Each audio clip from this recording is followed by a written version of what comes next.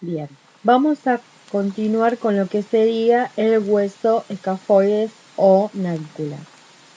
En su extremidad interna vamos a encontrar entonces una eminencia, que es el tubérculo del escafoides, para el tendón del tibial posterior.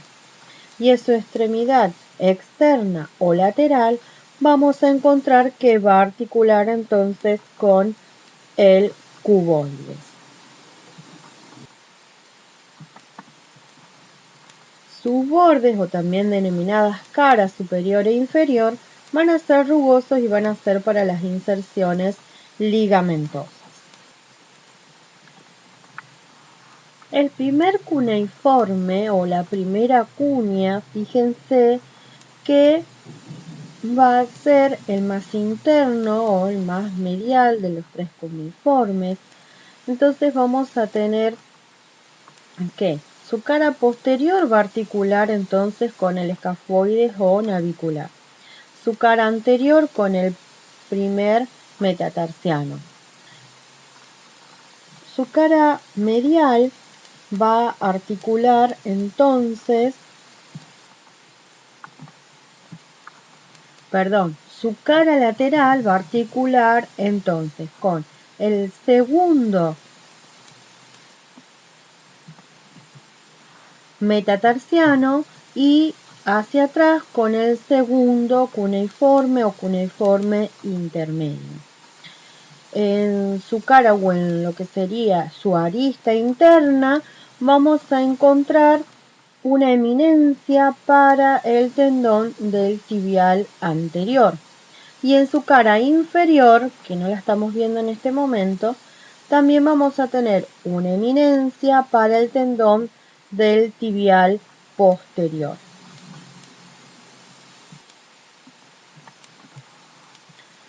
El segundo cuneiforme, la segunda cuña o el cuneiforme intermedio, va a articular entonces hacia adelante con el segundo metatarsiano, hacia atrás con el escafoides o semilunar.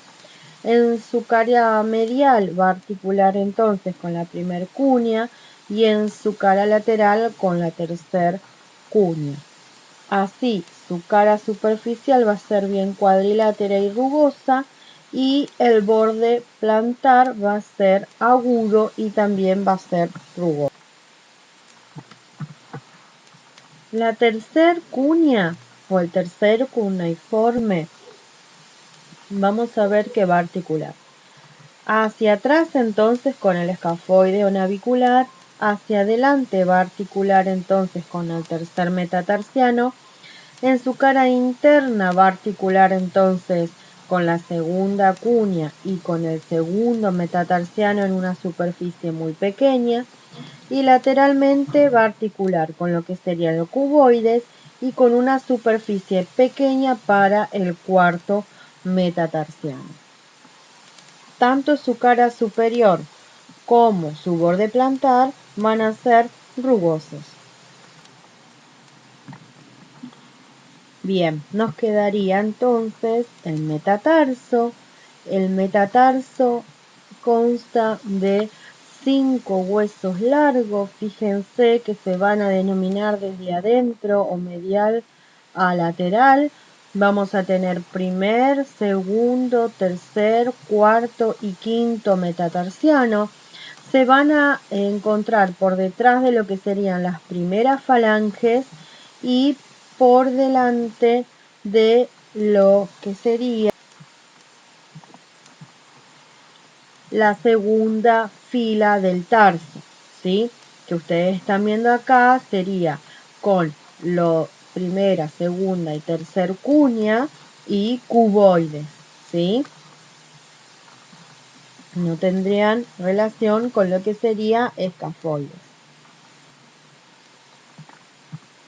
Bien, estos huesos metatarsianos tienen entonces características comunes y características particulares. Su cuerpo va a ser prismático triangular, teniendo entonces una cara dorsal y dos caras colaterales. Por consiguiente, van a tener un borde inferior que va a ser plantar y dos bordes que van a ser dos bordes colaterales. Entre esas caras laterales vamos a encontrar los espacios interóseos que van a estar ocupados entonces por los músculos interóseos. Su extremidad posterior o base, ¿sí? Va a articular entonces, como dijimos, con los huesos de la segunda fila del tarso. Y las caras laterales de estas bases o de esta extremidad posterior van a articular también con los metatarsianos vecinos. También tenemos entonces la extremidad anterior o cabeza, que son superficies articulares, son convexas. Estas superficies articulares van a derivarse más hacia la cara plantar que hacia la dorsal y están limitados por un surco bien notorio. Van a articular entonces con las primeras falanges, ¿sí? Y a cada lado van a tener un tubérculo para la inserción del ligamento colateral de estas articulaciones. Vamos a las características particulares. El primer metatarsiano entonces es el más voluminoso, el más corto y el más grueso. Si tiene un tubérculo en su base, va a tener un tubérculo interno que va a ser para el tibial anterior y un tubérculo externo que se denomina tuberosidad del primer metatarsiano y va a ser para la inserción del peroneo lateral largo.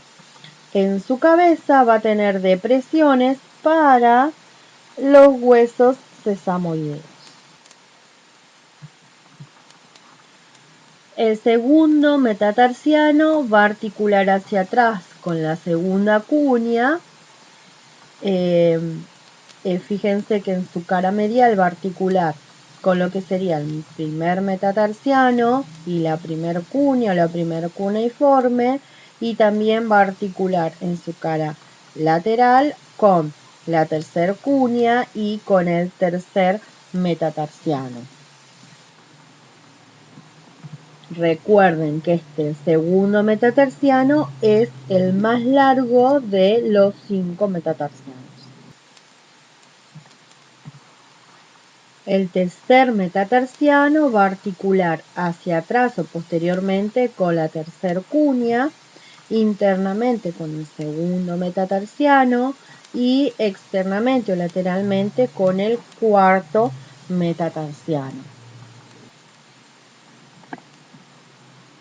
El cuarto metatarsiano va a articular posteriormente con lo que sería el cuboides.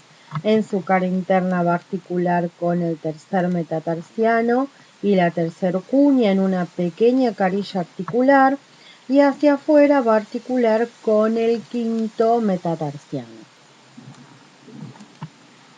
El quinto metatarsiano va a articular posteriormente entonces con el cuboides y vamos a ver que se prolonga en lo que se denomina el tubérculo del quinto metatarsiano para la inserción del tendón del peroneo lateral corto.